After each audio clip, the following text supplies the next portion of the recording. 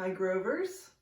I've been asked to do a video to show one of the things that I've been doing on this quarantine, and I thought about different things. I've been gardening, I've been painting, and I've also been making bread. And I've been doing that this last year and trying to perfect different breads. But I came across this one recipe because I wanted a crunchy, crusty loaf. And it just so happens that it's been the easiest bread that I've made out of all of the other breads. And I cannot encourage people enough, if you like bread and you want a super, super easy bread, that this is it. And I thought it would be great to do, maybe we could all make these loaves for Maundy Thursday, since we're not going to be together. Or we can, if we get this video done in time and we get it posted and whatnot, that we could do it for communion on Sunday. So it is easy. It does take some time for it to rise, but there's no kneading. So that's all good. So here's the ingredients: flour, kosher salt, yeast, and a little bit of cornmeal. And the cornmeal is just so that it doesn't stick to your cookie sheet, so you could probably use something else, maybe even grits or something. So with that, this is how simple it is. And water. You need water too. So you need, sorry, gotta look at the recipe every once in a while, make sure I'm telling you right. 3 cups of water, and I use tap water, and I just make it really, really hot. And that seems to work, so.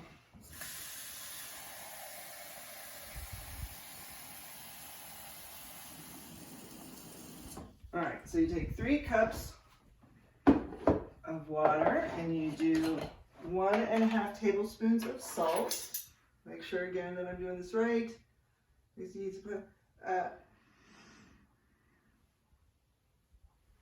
Yes, 1.5 tablespoons of salt in the water. So there's 1.5.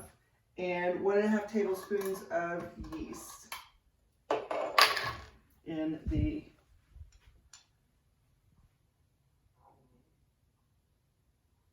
water. 1.5. Now, when we come back to the next segment, I will give you some information. I always buy the yeast in a bigger container like this because I use a lot of it, but usually you can get them in packets. And I think the packets, and it might even say on the package how much is in one of those little packets. So you wouldn't have to buy this whole thing, but I will come back and verify how much is in one of those packets. So you can see, you just let this sit for a little bit.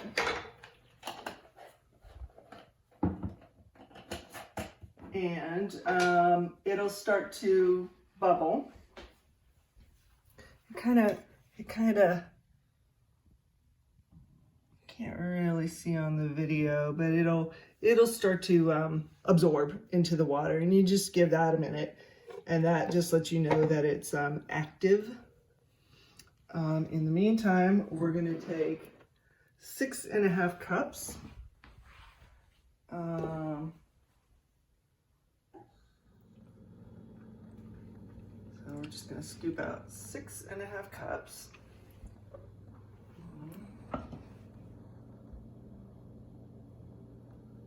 2,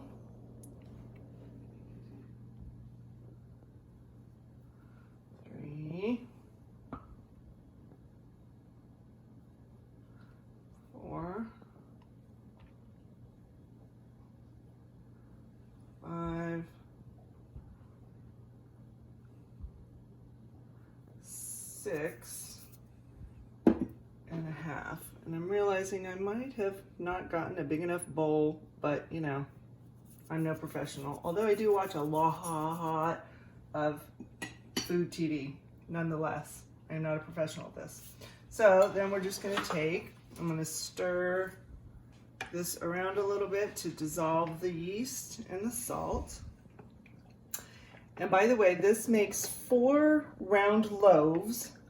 When I'm just making it for Tom and I usually split the recipe in half because it's a lot of bread. So I'm just gonna stir this around, Try to let it break up. Can you freeze the bread? You can freeze the bread. There's also a step in here, I think it's after you mix these two together, that you could actually refrigerate the dough for a while. So if you wanted to make the whole dough, make all of it, and then bake half of it, and then in a week you could bake the other half. So you could do that too, and I could tell anybody about that, about what step or how you do that. I have never done that. I've just either made the whole thing or I just cut it in half. All right, so I'm breaking these guys up a little bit. All right. You really should dissolve a little bit more than this. So let me be patient. You'll be patient with me because we have nothing but time right now. It's on our side, you know. Time. All right, I'm gonna go with that. Hopefully it'll do its thing. And hopefully, this will all fit this bowl because I'm used to making half. Oh boy, okay, well, all right, then you just stir it. The great thing about this recipe, in my opinion, is that you don't have to knead it at any point. So I am just stirring this together until it all comes together. And then that's it. Then you let it rest. Then you make the 4 loaves out of it, and then you let it rest. Then you stick it in the oven, you let it bake. And that is what's so great about this. So you're gonna keep stirring this until it all comes together, and then there's no dry ingredients left, that everything is wet. I will also mention, this is very, as you might be able to start to see, sticky and wet dough. So as it's coming together, it's very sticky. So, and it should be. So don't think you did anything wrong, and don't add more flour. Okay, when we get to the next step, which will be 2 hours from now, gets a little messy, but it's correct. You're not doing anything wrong. But avoid the temptation to add flour because it's sticky. You can flour your hands when we get to that point, but don't add more flour. So I'm just going to keep stirring this till it all comes together, which is eventually coming together. There we go.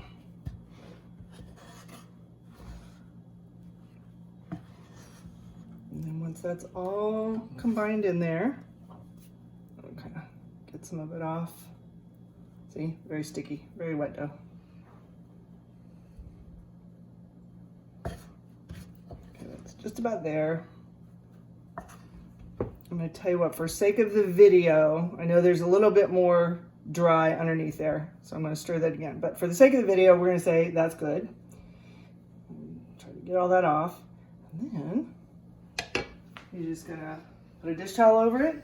You want to cover it, but you don't want it to be airtight. So you don't need an airtight cover. Just a dish towel will do. You can just leave it on your counter for 2 hours, up to 5 hours. So you got to go do something. Well, right now you don't, but if if it was normal time and you had to go do something, you could. So we're going to come back in 2 hours and I'll show you what that looks like. There's a chance it might be in a different bowl because I think this is going to be too much for this bowl. So if you see a different bowl, that's why. All right, it's been 2 hours. Our dough has risen. I'm going to show you what it looks like. I did end up switching out the pan that it's in because it was a lot of dough. As I said, I wasn't used to making the whole thing. What I did was is I put these 2 glasses here so that the dish rag wouldn't kind of sit in there, so it kind of holds it up a little bit. So here's what you do next. I'm going to put a little bit of cornmeal on my baking sheet. You can also use a pizza peel if you have one of those. I think the gist of this is just so it doesn't stick. I don't know. You could probably use grits if you don't have cornmeal. Maybe rice, I don't know. All right, and then this is very sticky and it is gonna get all over your hands. And again, you have to resist the urge to put more flour in it. So you don't really even have to punch it down, but I'm gonna put flour on my hands. And you can kind of see I didn't quite mix it as good, but anyway. It says to cut it, and you'll see that it deflates, and that's okay. So I'm gonna cut it into like 4 pieces. I don't know how much it matters. If you cut it, you could probably just tear it apart. So I use a knife to cut it. I'm gonna take one out. And you're not really kneading it. You just pull it out.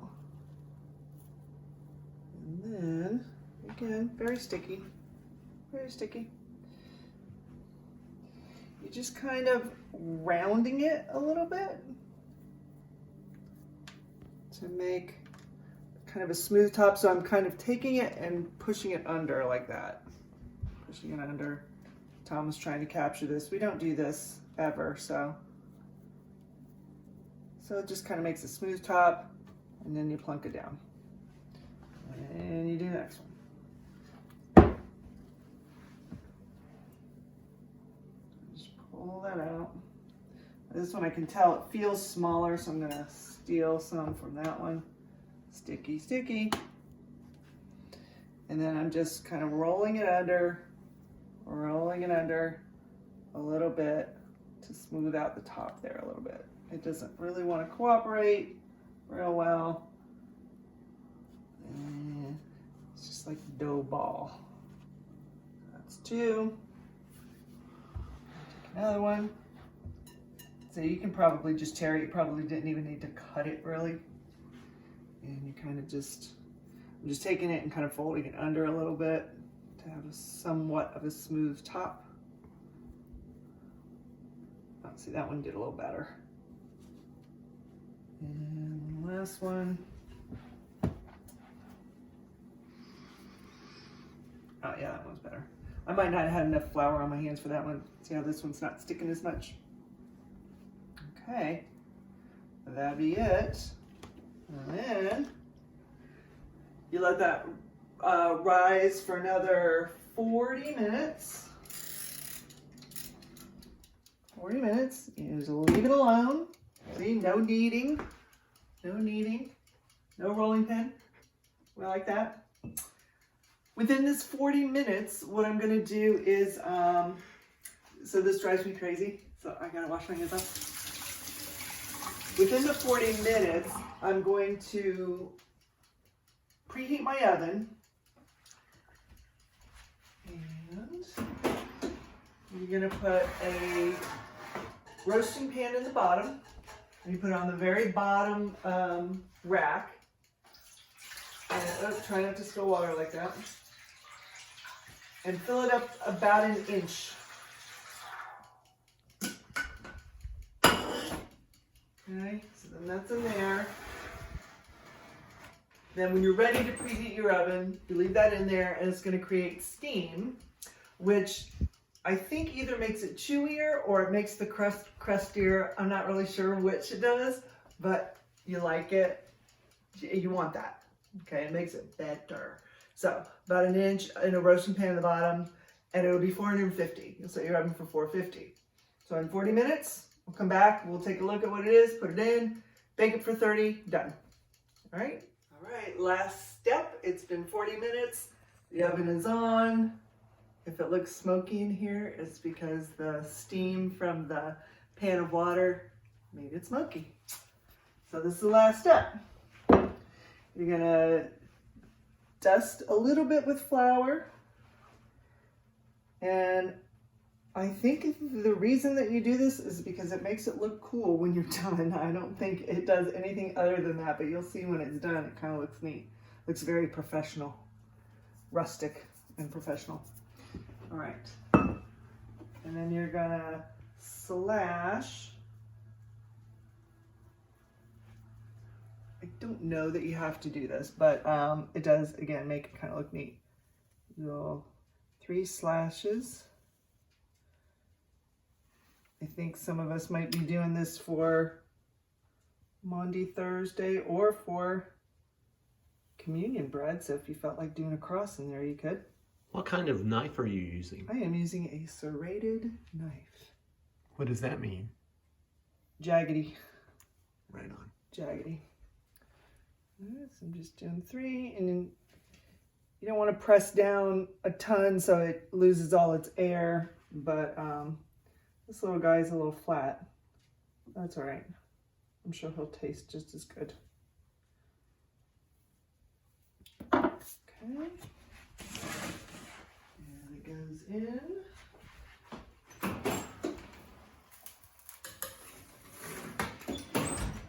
Set your timer for 30 minutes. And you're done. 30 minutes and we'll see what it looks like when it comes out. Okay. Here's the end result. Ooh. It is a horrible, horrible thing that there is no smell with video. So that is the end result.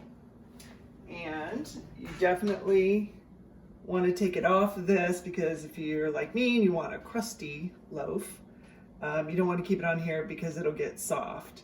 So hopefully I'm not going to burn myself. Okay, yep, I am burning myself because this literally just came out of the oven. Husband not laughing. So I put them on a cooling rack. And then, voila. So they're rustic looking, but so easy, right? No kneading, no anything. And you should hear, you're supposed to do this on the other side, but like this. You hear that? That's what it's supposed to sound like. They maybe could stay in there just a skosh longer, but you're listening for that hollow sound. And that's it. So 3 ingredients, right? Salt, yeast, flour, water. That's it. No kneading. I hope you do it, and I hope you enjoy it, and let me know if you make it. Happy Easter.